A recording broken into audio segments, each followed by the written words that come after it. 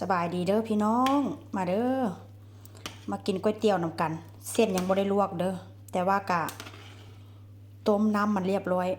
ใส่หัวหอมแล้วก็ใส่ผักชีหรือว่าหอมป้อมใส่ขิงนำเด้ออันนี้ก็เป็นลูกชิ้นเนื้อหมูเด้อพี่น้องลูกชิ้นเนื้อหมูแต่ว่ากลมต้มใส่ไก่เลยต้มใส่กระดูกไก่กระดูกไก่นี่ก็บ่ได้หลายเนาะแต่ว่ามื้อนี้ก็เฮ็ดลูกชิ้นอ่าวหลายเนื้อกำลังเปื่อยเลยพี่น้องกำลังฟดกำลังเดือด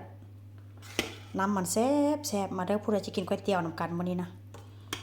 มื้อนี้กินง่ายๆผู้ละถ้วยมื้อนี้ก็ได้มื้อนี้เป็นวันแรงงานเนาะหยุดกันทั้งประเทศติบ่ผู้ใดเด้อผู้ใดจะกินนำกันเด้อพี่น้องสดก๋วยเตี๋ยวหรือว่าสดเฝอฮ้อนๆแซ่บๆนำกัน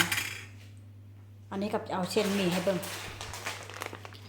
เส้นหมี่กาทองปรุงแซ่บเด้อยี่ห้อนี้เด้อซื้อจากห้านจีนหรือว่าห้านเอเชียมาผู้ใดจะกินนำกันนะแซ่บๆนำกันพี่น้องเลยสุกแล้วมันจะกำลังลวกเส้นหมี่